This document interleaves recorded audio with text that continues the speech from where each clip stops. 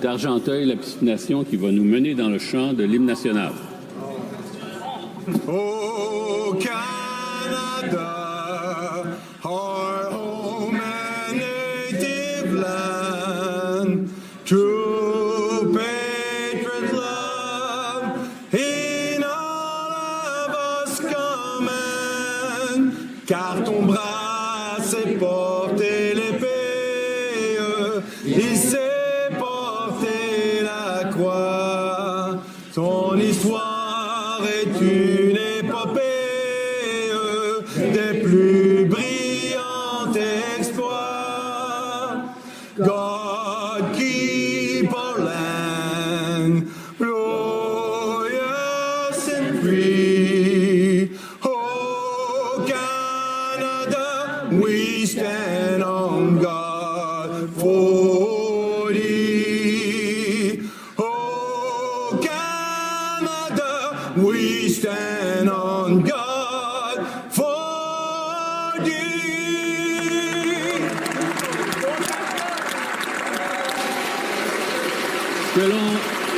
Que l'on ouvre les portes. May the doors be open. Questions. The Honourable Leader of the Opposition. Thank you very much, Mr. Speaker. I would like to welcome the Prime Minister to his first official question period. This is where democracy lives, and this is where we provide rigorous scrutiny on every word he says and every dollar he spends on behalf of Canadians. Now, let's talk about those words and dollars. During the election campaign, it was elbows up as he put retaliatory tariffs on the U.S. Then secretly, he dropped those tariffs to effectively zero. But he didn't stop there. He told Canadians that the government would collect $20 billion in revenue from those tariffs and use it to cost his platform. Now that those tariffs are going to bring in $0, two quick questions. Why wasn't he honest with Canadians during the election? And how's he going to make up the shortfall? Is he going to borrow it, print it, or tax it? The Right Honourable Prime Minister. Mr. Speaker, may I first thank my constituents from Nepean for giving me the honour of being here.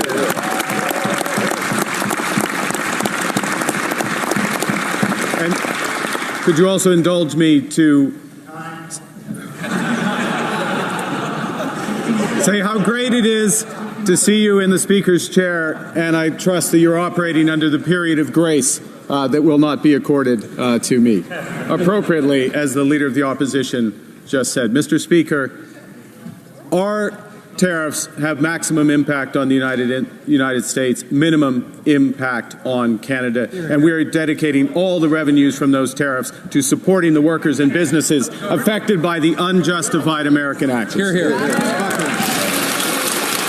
The Honourable Leader of the Opposition. Well, he didn't take long to pick up old Liberal habits of not being able to answer questions. But since the election, Canadians have been inundated with grand rhetoric and pretty speeches from this Liberal Party, but they are still suffering under all those policies. Household debt up at record levels, number of people who can't pay their mortgages increasing, food bank use continuing to rise. Now TD Bank is forecasting a recession with hundreds of thousands of lost jobs. The PM said undoing the damage of the last 10 years would require great speed, but he's not going to table a budget for 6 months. If he's the man with the plan and the guy you hire in a crisis, why won't he table a budget before he goes on summer vacation? The Right Honourable Prime Minister. Mr. Speaker, I understand the member of the opposition is very busy, didn't have a chance to study closely the 100-day plan of the former member from Ottawa, Carleton, which did not include a budget. Our plan includes legislating. Our plan includes legislating for one Canadian economy and nation-building projects immediately to grow this economy, and we expect the support from all in this House. The Honourable Leader of the Opposition. They must be really afraid to come clean with Canadians if they're going to punt it off into the fall. But, Mr. Speaker, with the throne speech yesterday, Liberals have effectively admitted that it was their policies that caused the suffering for Canadians. Their reckless borrowing and massive deficits caused the inflation. The carbon tax drove up prices and drove away investment. And their anti-development bills chased jobs out of Canada.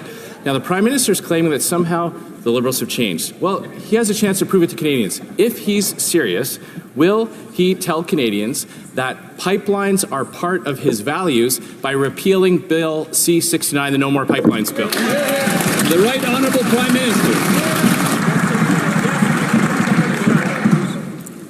Canada's new government is acting immediately to grow this economy. I just made my maiden speech in this House. Canada's new government, Mr. Speaker, is acting immediately to grow this economy. One Canadian economy out of 13, nation-building projects, one project office, working with the provinces to cooperate. We expect the support from the members opposite. Hear, hear. That's right. L'honorable député. The Honourable Member for Charlesbourg-Saint-Charles. Mr. Speaker, the Prime Minister campaigned on the slogan, "The man with a plan," but the problem is that he's refusing to tell Canadians what that plan is. A budget would have been a plan. The Liberals are going to go over a year without tabling a budget. That's never happened since the 60s. But what we do know is that this Prime Minister is determined to spend even more than Justin Trudeau, and he's refusing to tell Canadians how he intends to spend their money. What is the Prime Minister trying to hide about this Liberal government's finances? Mr. Speaker, the new Canadian government has a plan. It has a daring plan, an ambitious plan to bring together the Canadian economy, have one economy instead of 13, and in order to create new projects to build this great nation.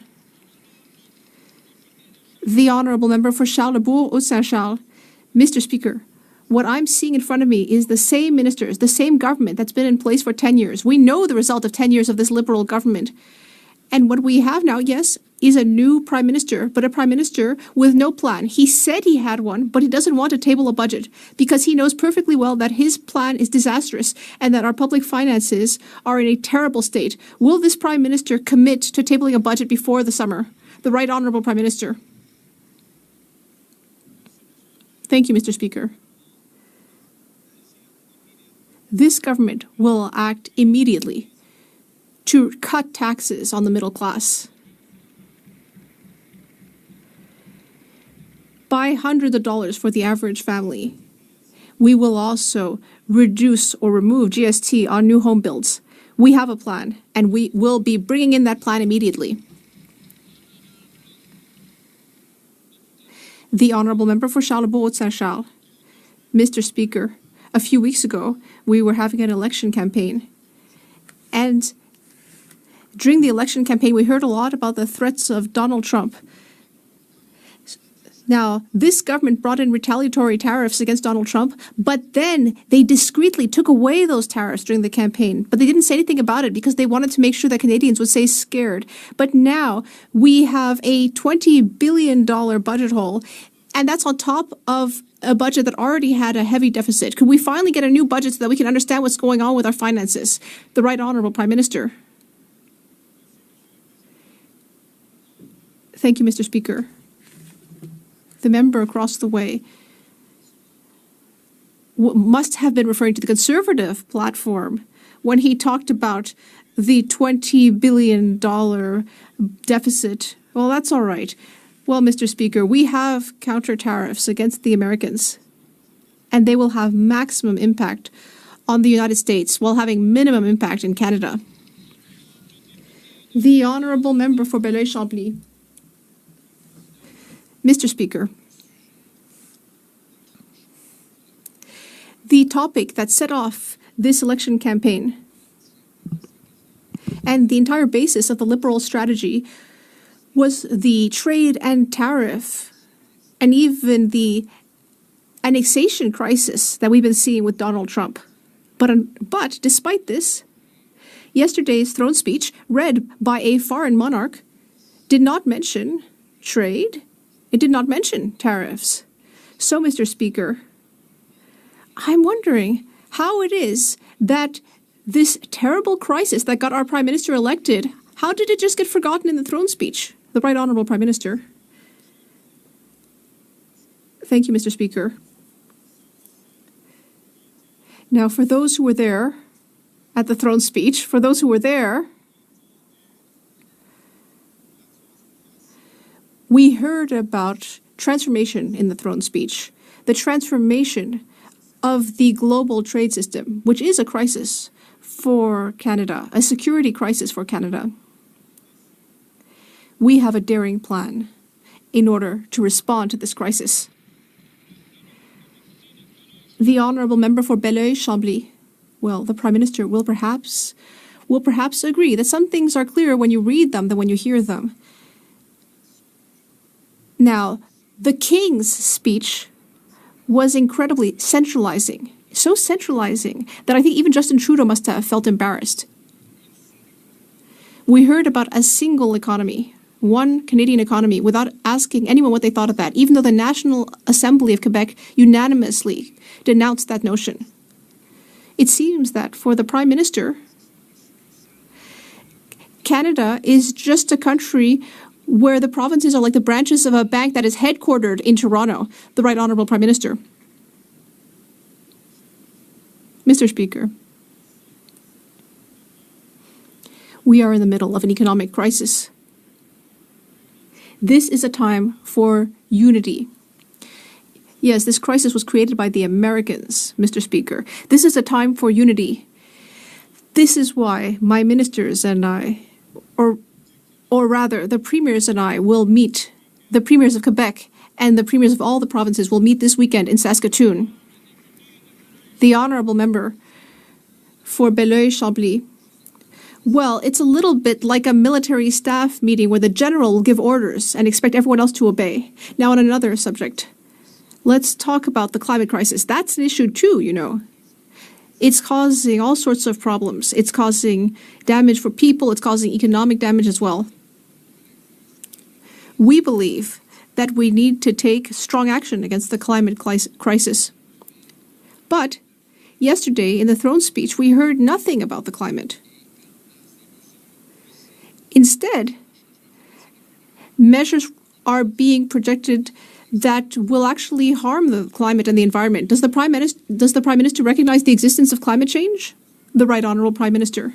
Mr. Speaker, yes, of course, the climate crisis exists. And it's a major challenge facing our nation. And that's why Canada needs to become an energy superpower, both in traditional and green energy. And that's why in Alberta, at the G7, next month, we will be holding a discussion on forest fires. Lakeland. Member for Lakeland. Yesterday, the PM said Canadians shouldn't focus on pipelines. We'll tell that straight to the hundreds of thousands of workers who lost their jobs when these Liberals killed pipelines, LNG exports to allies, and capped Canadian oil and gas. Last year, 98% of Canadian crude went to the U.S., Canada's biggest customer and competitor due to these Liberals. But in April, the PM said he won't repeal their No New Pipelines, Never Build Anything unlawful Bill C-69 and ignores premiers and businesses. When will he repeal Bill C-69? Yeah. The right Minister for Natural Resources. To rise in the House for the first time. I wish to thank the people of Markham Thornhill for their trust. I'm also thinking of my family. Who have supported me from day one, and my parents who I wish were still with us. It's time to get many projects built here in Canada. We will cut red tape, fast-track projects, and approve them within 2 years. We will create jobs for Canadians and build the strongest economy in the G7. The honourable member for Lakeland. In 5 years alone, these Liberals killed 16 major energy projects and $176 billion in options to make Canada affordable, safe, self-reliant, and united. And half these ministers, they're the same. These Liberals must kill C-69, but they can't get their story straight. 2 weeks ago, the Culture Minister said Canada doesn't need more pipelines. Last week, the Energy Minister talked a good game, but just like right now, won't commit to concrete action. How can Canadians believe anything they say? Will they repeal Bill C-69? Yes or no? Yeah. The Honourable Minister of Energy and Natural Resources. The Prime Minister has been clear. Yes, we will support new pipelines if there is consensus in Canada for them. With American tariffs threatening our economy and threatening our sovereignty, we must protect our energy security. There is no question energy is Canada's power. It will help us build the strongest economy in the G7, guide the world in the right direction, and help us be strong at the negotiating table. We will win this trade war.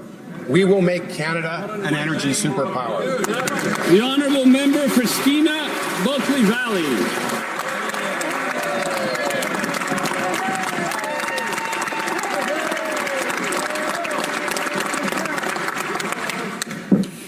Over 9 years, the Liberals' anti-energy laws have weakened our country to the benefit of the United States. That's right. Canadian oil and gas piped to the United States provides jobs and revenues for Americans, but not for Canadians. But get this, it's at a discount. Canada's energy potential has been stalled by anti-energy laws from the Liberal government for close to a decade. Will the Prime Minister scrap the job-killing and economy-killing energy production cap? The Honourable Minister of Energy and Natural Resources. Mr. Speaker, while my Conservative colleagues are interested in playing politics, I'm interested in getting things built, including pipelines where there is consensus. We will make Canada an energy superpower in both conventional and clean energy by cutting red tape, fast-tracking projects, and approving them within 2 years. This means creating new jobs and growing the economy. We can make Canada strong and protect ourselves from American tariffs if we work together with Indigenous partners, industry, and workers, but also The Honourable Member for Skeena, Bulkley Valley. Time is up. Even the BC NDP have removed their decarbonization policies for LNG export facilities. This is not politics. Even Canada's Parliamentary Budget Officer forecasts a $20.5 billion reduction in GDP and potential job loss of 54,000 full-time jobs under this energy production cap. Right. Canada's loss is America's gain. That's right. Yes. Again, to the Prime Minister, will the Prime Minister scrap the Canadian job-killing and Canadian economy-killing energy production cap, yes or no? Yes.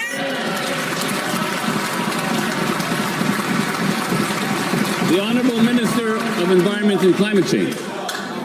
Thank you, Mr. Speaker. I would like to thank the constituents of Toronto Danforth for giving me this opportunity to stand up for Canada and to build a strong Canada.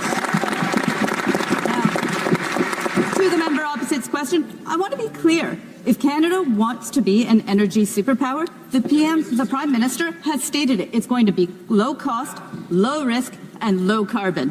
We're going to get projects built right across our country while making sure that we protect the environment. The Honourable Member for Terra Nova, the Peninsula. Mr. Speaker, it's an honor to rise here representing the hard-working people of Newfoundland and Labrador for the very first time.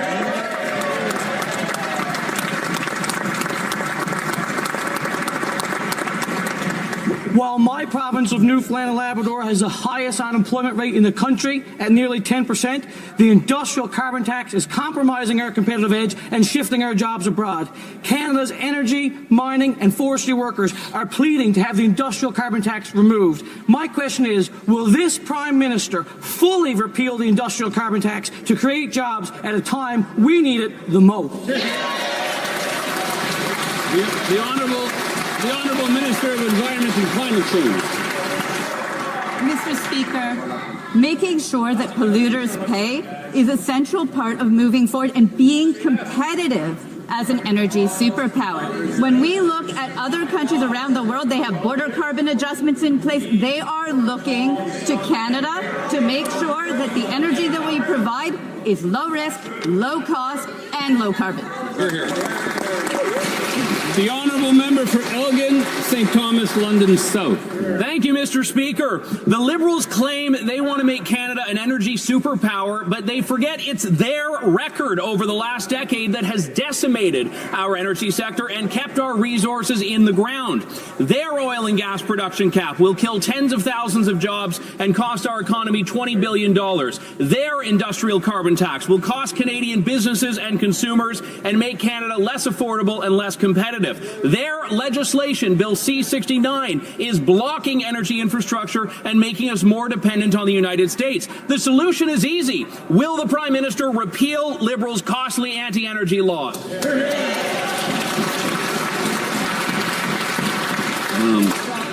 The Honourable Minister of Industry and Canadian Economic Development. Thank you. I would like to thank first and foremost the constituents from Huntsic-Cartierville. Merci à tous les citoyens d'Huntsic-Cartierville. First and foremost, we know that we are in a trade war that has been launched by the U.S. And we know that hardworking Canadians are feeling the grunt of this trade war, particularly in the manufacturing sector, particularly in the auto, steel, aluminum sectors. And we continue to fight for them. That's why we will make sure that we invest in them, that we work on making sure that we attract the investments across the world while making sure that we grow the fastest economy of the G7. L'honorable député de Chicoutimi et le Fjord. Monsieur le Président, tout au long de la campagne, le premier ministre a tenté de nous faire croire qu'il était ouvert à de nouveaux projets énergétiques. Mais il n'a jamais mentionné clairement qu'il va annuler le projet de loi C-69, une loi libérale anti-développement qui empêcherait GNL Québec. Une majorité de Québécois veulent des pipelines, les Saguenayens veulent GNL. On en a besoin pour être moins dépendant des Américains. Est-ce que le premier ministre va écouter les régions du Québec et abroger C-69? Bravo. L'honorable ministre de l'Industrie et du Développement économique pour les régions du Québec. Alors, ça me fait plaisir de travailler avec mon collègue alors que nous faisons face à une guerre tarifaire qui a été lancée par les Américains pour faire en sorte de protéger les emplois partout à travers le Québec, mais également partout à travers le pays. Et bien entendu, dans le secteur de l'aluminium où mon collègue, dans le fond, a sa circonscription. Nous allons attirer des investissements. Nous allons faire en sorte de créer des emplois ici, partout à travers le pays, et nous allons avoir l'économie avec la plus forte croissance du G7. Merci. Honorable député de Pierre-Boucher, les Patriotes Verchères. Monsieur le Président, un sondage léger révèle que 87% des Québécois sont complètement détachés de la monarchie. Voilà pourquoi l'Assemblée nationale a adopté une motion unanime exigeant l'abolition de tous les liens du Québec avec la monarchie. Au Québec, on est démocrate, pas monarchiste. Mais les libéraux, eux autres, leur premier geste après les élections, c'est d'inviter le roi d'Angleterre à parader sur le bras des Québécois. Ça, là, ça va coûter des millions de dollars. Est-ce qu'ils réalisent, là, que leur tout premier geste prouve qu'ils sont complètement déconnectés des Québécois? L'honorable ministre de l'Identité et de la Culture canadienne et ministre responsable des langues officielles. Merci, Monsieur le Président. J'aimerais également remercier les citoyens et citoyennes de Laurier-Sainte-Marie qui m'ont permis d'être ici pour un 3e mandat consécutif. J'aimerais également rappeler à mes collègues du Bloc que c'est toujours la couronne britannique qui lit le discours du trône. Il n'y a rien de nouveau là-dedans. Cette fois-ci, on avait évidemment le roi qui est venu le lire, qui est un grand honneur pour beaucoup de Canadiens et de Québécois et de Québécoises. J'en ai rencontré, mais j'aimerais aussi rappeler à mes collègues du Bloc que le Canada est un pays souverain. La souveraineté, un concept que le Bloc québécois devrait bien comprendre, Monsieur le Président. The honourable member for Thornhill. We're seeing two different narratives on housing. That's what I thought.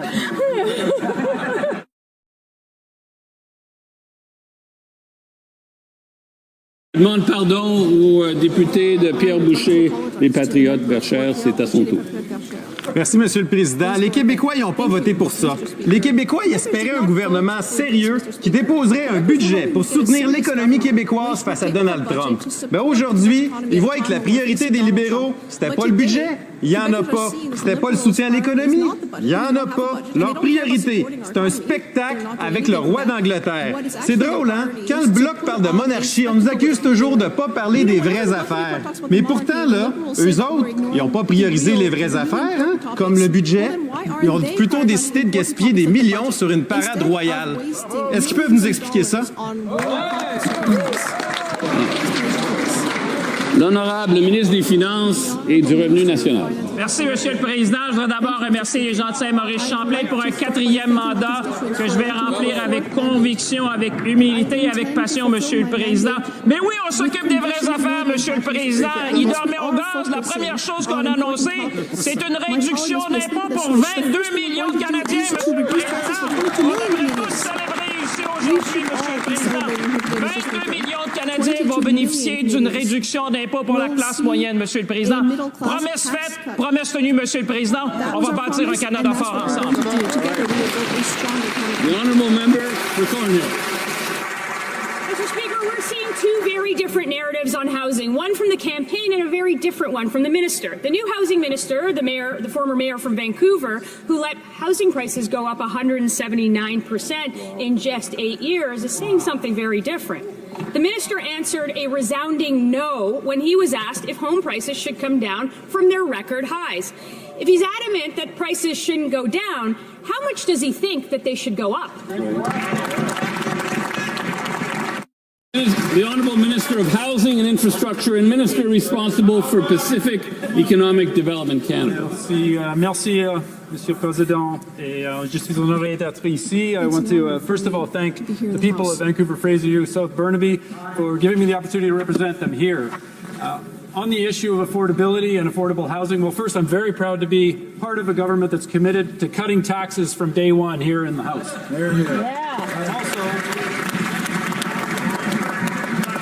I'm also looking forward to pursuing the most ambitious affordable housing plan in the history of Canada, delivering a GST cut to first-time home buyers and ensuring we bring the development costs down. The honourable member for Thornhill.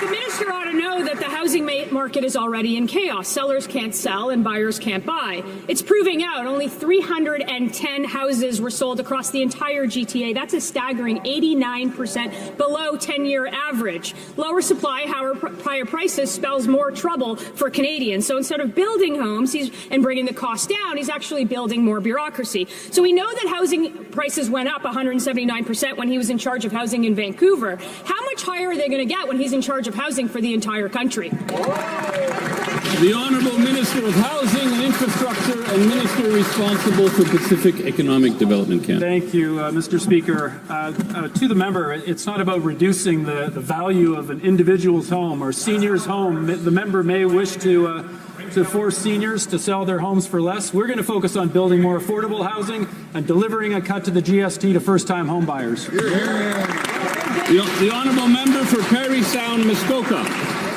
Mr. Speaker, the sale of new homes in the GTA just hit a 7th straight month of record-setting lows. Only 310 new homes were sold in the GTA in April. That's a 72% drop over last year and an 89% drop in the 10-year average, with condo sales plummeting 94%. Wow. The report warns that there will be a massive housing shortage in 2 years. Prices are too high for buyers and they're too low for sellers. So can the Prime Minister tell us what he plans to do to help the buyers that cannot afford to buy and the sellers that cannot afford to sell? L'honorable ministre des Finances et du Revenu national. It's good to be back, and in fact, the Conservatives have not changed, Mr. Speaker. They should listen more. My colleague was very clear about what we're doing. We're eliminating GST for first-time home buyers, Mr. Speaker, in the country, for houses up to $1 million. We should all celebrate, Mr. Speaker, and we expect the Conservative to support the Ways and Means motion we have put, Mr. Speaker, because this is how we can help Canadians. Thank you, Mr. Speaker. Honourable member for Parry Sound, Muskoka. Well, Mr. Speaker, tax relief is certainly welcome, and it's frankly long overdue from this government. But the meager tax cuts that they're talking about will save families $70 a month. We're dealing with families that are looking at $5,000 a month mortgages or more.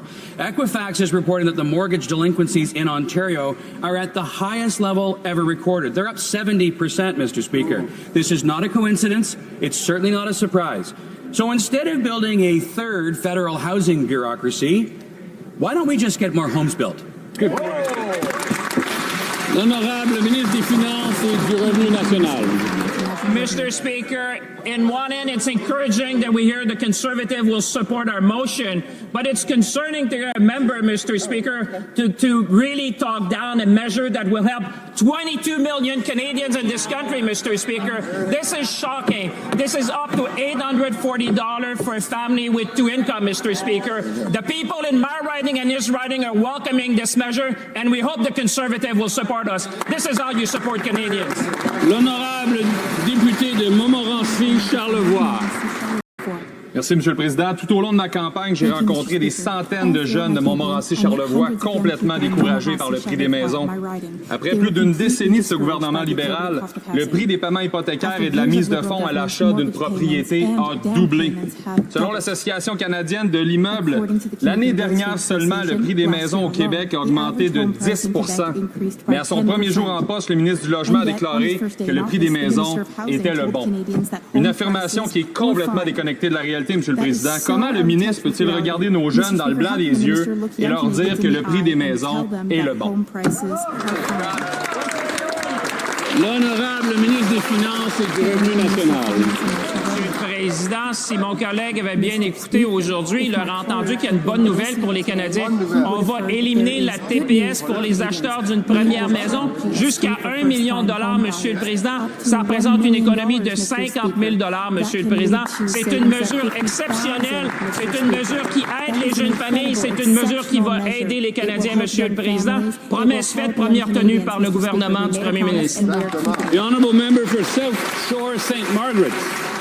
Mr. Speaker, last month voters in my riding of beautiful South Shore, St. Margaret's, voted for change. A change to address the cost of living and a change to address the cost of living, which has eroded Canada's quality of life. They voted for a change that puts more money in their pockets, and they voted for change that builds more affordable Canada.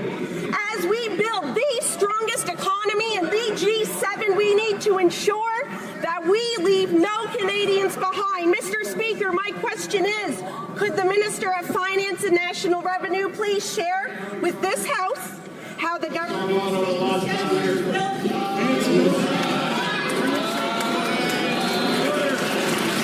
L'honorable ministre des Finances et du Revenu national. Mr. Speaker, what a great question, Mr. Speaker. I think the Conservatives should follow the lead, Mr. Speaker. I want to congratulate my colleague for election and for the hard work that she's putting on behalf of the people of South Shore. St. Margaret's, Mr. Speaker. As she mentioned, last month Canadians voted for a government that has a plan to build the best economy in the G7, and that's what we're delivering, Mr. Speaker. That's what we're delivering, and we're going to address the cost of living in this country. That's why one of the very first announcements of this government, Mr. Speaker, was to cut tax for 22 million Canadians. Mr. Speaker, we should all celebrate. The honourable member for Haldimand, Norfolk. Liberal policies like Bill C-5 have led to a crime wave across Canada. Violent crime is up 50%. Gun violence is up 116%. Just yesterday, a drive-by shooting shook our small rural community of Cayuga. This crime wave is no accident. It is a direct result of the Liberal policies like C-5 that has ended mandatory jail time for serious gun offenses and drug crimes. Will the Prime Minister end this crime wave by repealing Trudeau's Bill C-5? Yeah. The Honourable Minister for Public Safety. Thank you, Mr. Speaker. And let me just take a moment to thank the people of Scarborough-Gilbert-Bruce Park for my fourth consecutive mandate. To my friend opposite, My heart goes out to those who are impacted by the violence in her community just yesterday.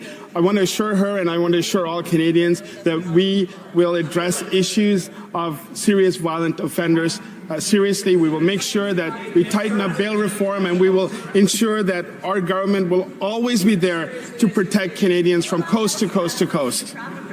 The honourable member for Haldimand Norfolk. Mr. Speaker, a serious issue is the will of Canadians to live in peace, which they once did. Now they live in fear because of Liberal soft-on-crime policies. Liberal policies like Bill C-5 and Bill C-75 put repeat violent offenders back on the streets, contributing to the suffering of communities across Canada. Premiers, police, legal experts, civil liberties advocates all demand change. So I ask the question one more time. Will the Prime Minister restore safe streets and repeal Bill C-5 and Bill C-75? Yes or no? The Honourable Minister for Public Safety.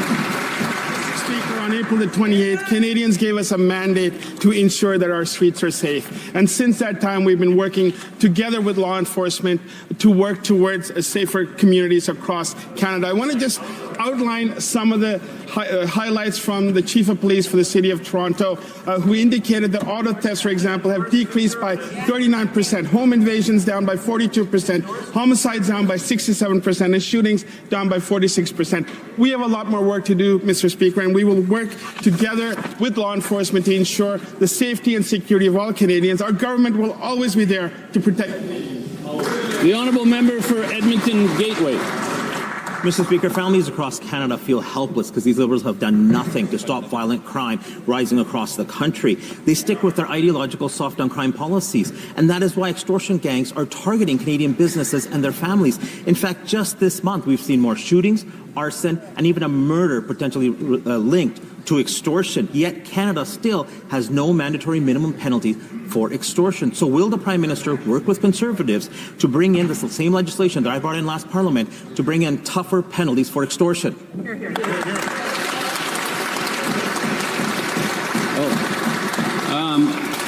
The Honourable Secretary of State for combating crime.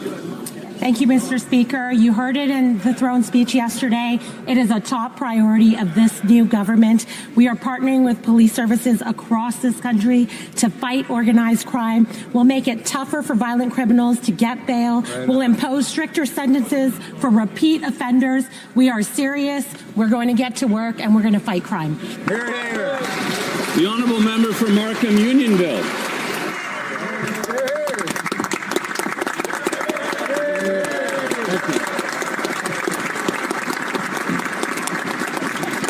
Mr. Speaker, since 2016, nearly 50,000 Canadians have died from the opioid crisis.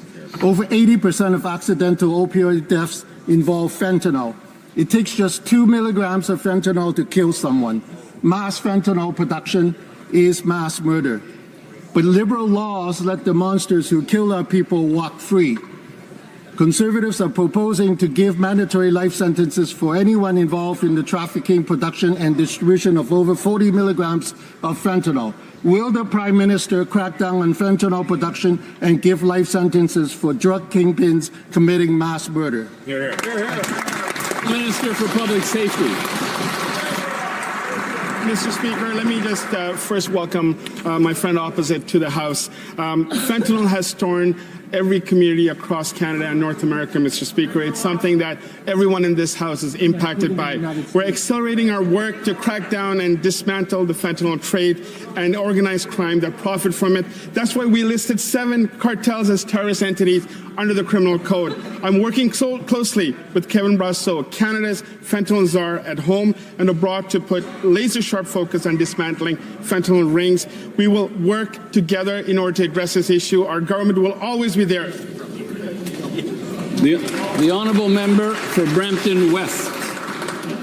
Mr. Speaker, soft on crime, Liberal Bill C-5 and C-75 have unleashed crime waves in Brampton and across our country.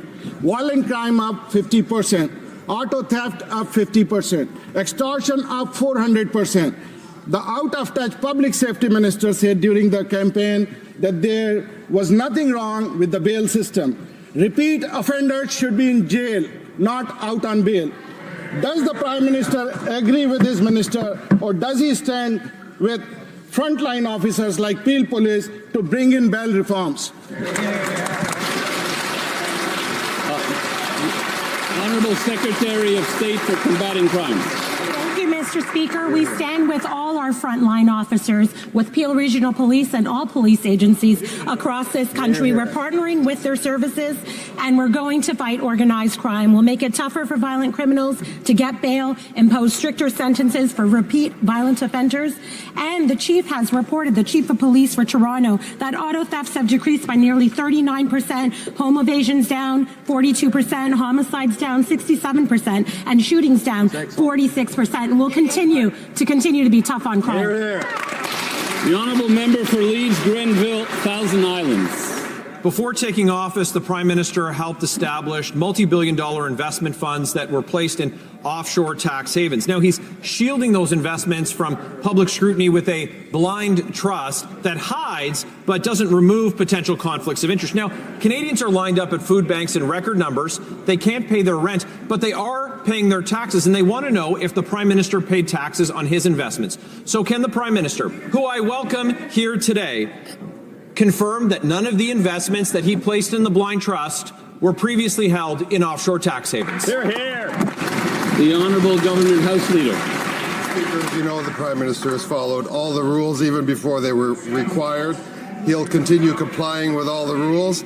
Opposition members like to distract Canadians with these hypotheticals and conjured scenarios. The fact is we have a Prime Minister, a new government, hard at work at creating opportunity for Canadians, the strongest economy in the G7, and reducing taxes. The opposition don't like that so much, so they dig dirt on day one. Shame on them, Mr. Speaker. We're going to continue our work. The honourable member for Leeds, Grenville, Thousand Islands, Rideau Lakes. Canadians don't want an explanation in how to bend over backwards to fit through ethical loopholes. They want to be reassured that after a decade of serial ethical law breaking, that they can have confidence that the Prime Minister is going above just the basic minimum standard. So the Prime Minister, again, who I welcome to the chamber, can he stand up and just assure Canadians that none of the funds that he had previously were held in offshore tax havens? And can he tell Canadians what those investments were in when he sat at his first cabinet meeting? The Honourable Government House Leader. Speaker, Canada has among the most stringent ethics guidelines in the world. The Prime Minister has complied with those ethics guidelines and surpassed the requirements contained in those ethics guidelines. What the Prime Minister is busy doing is not what this member is busy doing. What the Prime Minister is busy doing is creating opportunity for Canada, standing up in a trade war against the United States, reducing our taxes, building new homes, and creating the strongest economy in the G7. That's what we're up to. Honorable député de Mégantic-l'Érable, Lotbinière. Monsieur le Président, comment s'assurer que le premier ministre n'est-il pas en train de préparer des opportunités pour lui-même, Monsieur le Président? Pourquoi le premier ministre libéral hésite-t-il autant à faire connaître aux Canadiens toute l'étendue de sa fortune personnelle? Pourquoi autant de cachettes? On sait que juste avant de devenir premier ministre, il a mis en place pour son entreprise Brookfield 2 fonds de plusieurs milliards de dollars dans des paradis fiscaux notoires pour éviter de payer des impôts au Canada. Le premier ministre peut-il confirmer tout de suite qu'il ne détient aucun avoir ni intérêt financier dans des paradis fiscaux à l'étranger? L'honorable leader du gouvernement à la Chambre. Monsieur le Président, ça n'a pas pris de temps pour que ça tombe en panne sèche, la machine à création de questions du Parti conservateur, parce qu'il répète toujours la même chose. Ce que nous faisons ici, c'est créer des emplois, créer une économie forte, se tenir debout contre les États-Unis. Bien sûr que le premier ministre surpasse toutes les exigences du code d'éthique, le code le plus exigeant du monde entier, Monsieur le Président. Les conservateurs aiment creuser pour de la poussière et de la saleté. Nous, on crée de l'opportunité pour les Canadiens de ce côté-ci de la Chambre. Honorable député de Mégantic-l'Érable, Lotbinière. Ça a pas pris de temps au gouvernement libéral pour reproduire les mêmes façons de faire que l'ancien gouvernement, Monsieur le Président. La réalité, là, c'est que le premier ministre libéral semble prendre tout son temps pour camoufler ses conflits d'intérêts avant d'ouvrir ses livres aux Canadiens. Une de ses premières décisions, ça a été de transférer ses actifs dans une fiducie sans droit de regard. Puis il prétend que, comme par magie, jour au lendemain, il va oublier tout ce qu'il y avait puis tout ce qu'il y a. Les seuls à pas savoir, c'est les Canadiens et seulement les Canadiens. Le premier ministre va-t-il mettre carte sur table, révéler l'ensemble de ses avoirs financiers ainsi que les conflits d'intérêts qui sont contenus dans sa fiducie? Oui ou non? On veut une réponse tout de suite. Honorable leader du gouvernement à la Chambre. Les Canadiens doivent être très rassurés du fait que ce Parlement et nos institutions sont régis par le code d'éthique le plus exigeant presque du monde entier. Donc, le premier ministre a surpassé, il a tout fait, rempli ses obligations, a surpassé même ces obligations-là. J'invite mon collègue, si le Parti conservateur souhaite poursuivre dans cette veine de saleté, je pense que les électeurs vont être dégoûtés. Les électeurs s'attendent à ce qu'on travaille ici pour les Canadiens et non jeter de la boue des deux côtés de la Chambre. L'honorable député de Terrebonne. Monsieur le Président, depuis trop longtemps, les barrières commerciales freinent le développement d'une seule économie canadienne. Alors que notre souveraineté économique est menacée, il est aujourd'hui plus important que jamais auparavant de favoriser le libre-échange à l'intérieur de nos frontières. Est-ce que le ministre des Affaires intergouvernementales et de l'unité de l'économie canadienne peut informer cette Chambre des gestes que notre gouvernement pose pour protéger notre souveraineté économique et bâtir une seule économie canadienne?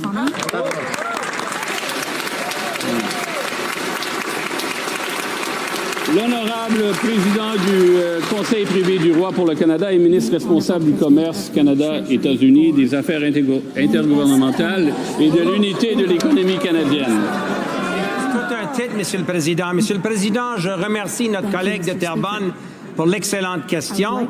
Lors de la précédente campagne électorale, notre gouvernement s'est engagé à bâtir une économie au Canada, pas 13.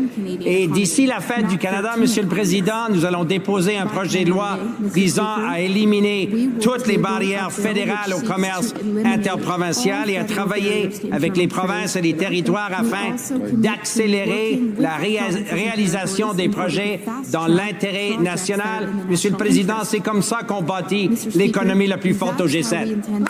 The honourable member for Calgary East. Canada is in an economic crisis without any plan because the Liberals shut this place down for half the year to avoid accountability. And now the Prime Minister says no budget before fall. With record high food bank usage, a rise in the number of those using those food banks that are fully employed, a rise in mortgage delinquencies. TD Bank now also predicts that over 100,000 Canadian jobs will be lost due to a looming recession. Given all of this information, how is it even possible the Liberals won't table a budget this spring? L'honorable ministre des Finances et du Revenu national. I welcome the question from my colleague, Mr. Speaker. We're being very clear that there will be a budget in early fall of this year, Mr. Speaker. But in the meantime, why we should celebrate, and we just seen now that the Conservatives are going to support our motion, Mr. Speaker. Now this is a good thing, Mr. Speaker. Now Canadians will see that in this House of Commons, we need to do things for them. The first thing that we presented, that we promised and we're delivering, is a tax cut for the middle class, Mr. Speaker. 22 million Canadians will having a tax cut, Mr. Speaker. This is what we've been elected for. We're going to fight for Canadians. Every day, Mr. Speaker, is a good day to fight for Canadians. The honourable member for Calgary East. The Prime Minister sloganeered on a plan, yet refuses to tell anyone what that plan is. He's overseeing the longest period without a budget since the 1960s outside of COVID. Uncertainty about spending and their debt that they're going to accumulate scares away investors, small businesses, and Canadians during a cost of living crisis.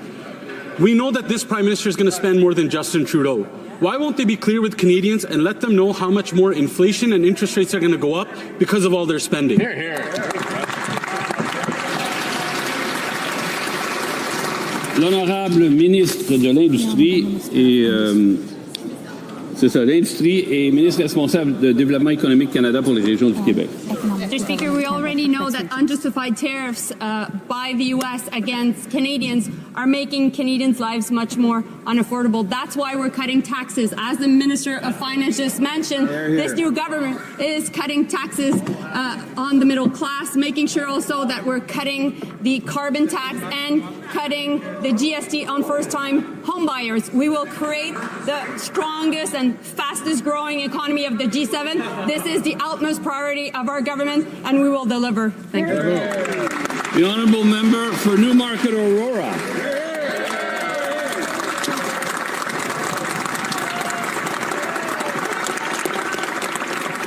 The Prime Minister claimed being the man with a plan. Very well. Where is it? After 14 years in finance, I have learned that if you don't know your numbers, you're out. We know the Prime Minister is committed to spending more than Justin Trudeau, but he won't even tell Canadians how much. TD reported that Canada is nearing a two-quarter recession with up to 100,000 job losses this fall. So I have one simple question. With the economic storm clouds moving in, how is it possible not to have a budget this spring? L'honorable ministre des Finances et du Revenu national. Mr. Speaker, I have one simple answer. We have a plan, and it's a plan in action, Mr. Speaker. I welcome this member to the House of Commons. But the plan, Mr. Speaker, is simple. We're going to cut tax for 22 million Canadians, Mr. Speaker. And in fact, the leader of the Conservatives just said outside the House that he's going to support our plan. So that, Mr. Speaker, is a step forward. Not only we're going to do that, we're going to remove GST for first-time home buyers for a house up to $1 million. And, Mr. Speaker, we're going to remove the consumer carbon price from law, Mr. Speaker.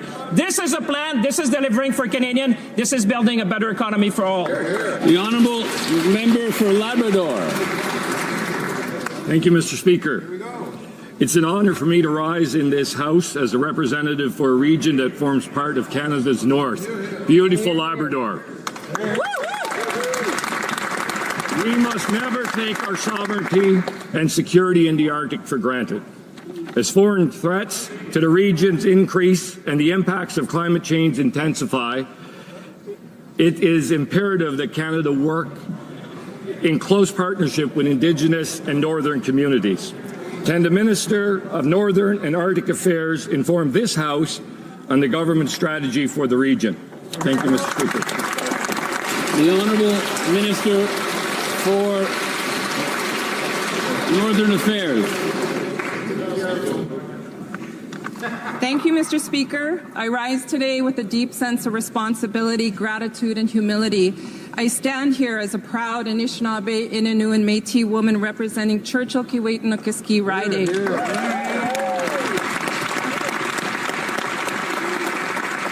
Ensuring a Canada that is strong and free and defending the Arctic and the people living there is a top priority for this new government. We will strengthen the presence of the Canadian Armed Forces, detect and deter early warnings with radar coverage, and invest in the necessary housing and infrastructure. And we'll do this all by working with Indigenous and Northern partners every step of the way. Honourable member for Central Newfoundland. Mr. Speaker, in yesterday's throne speech, the Prime Minister reaffirmed his commitment to persecute the fishing and aquaculture industries with Liberal policy to close down 30% of fishing grounds by 2030. The 30 by 30 Marine Protected Areas agenda was developed by the United Nations in conjunction with foreign activists, and this government signed it. So how can the Minister of Fisheries support shutting down the productivity of the fishing industry and the aquaculture industry that means so much to coastal communities throughout Canada, given the impact that it'll have on our very own province? The Honourable Minister of Fisheries. Thank you, Mr. Speaker, and I want to thank the people of St. John's East for continuing to put their trust in me, and I also want to congratulate my colleague from across the aisle. This government continues to understand the cultural and the economic importance of the fisheries. And I can tell you that I am very humbled and proud to be responsible for this file. And I will also assure the people of Canada and certainly my colleague across the aisle that the fisheries remains an important ministry in the government, and I will do all that I can to ensure that harvesters, industry, and communities are protected. The honourable member for Vancouver Kingsway. Mr. Speaker, Canada's unemployment rate has surged to 6.9%, the highest in 8 years outside the pandemic. Alarmingly, youth unemployment is more than double that. And now the OECD is warning that Trump's trade war will cost Canada even more jobs this year. Mr. Speaker, Canadians are worried about their futures. What immediate steps will this government take to bring the jobless rate down and protect Canadian workers who will be hurt by Donald Trump's tariffs? Okay,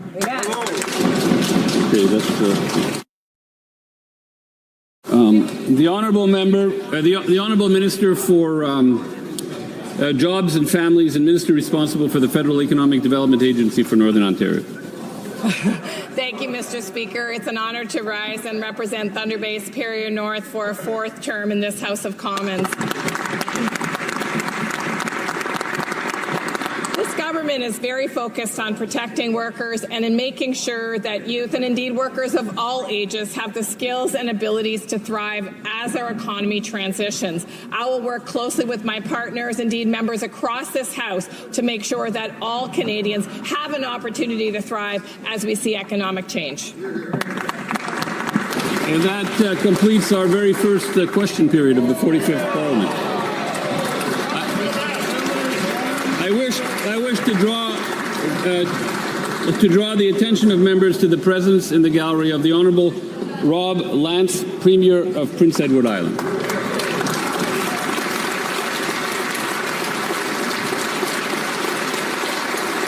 What are we doing now?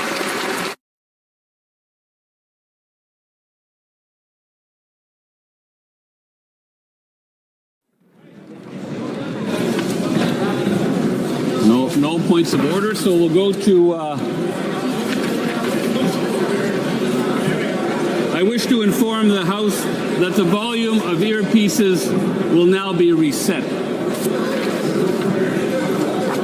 We'll now go to routine proceedings. But first I would like to table a couple of documents. I'd like to table the Canadian Human Rights Commission 2024 annual report. Just read this in French too. Just read.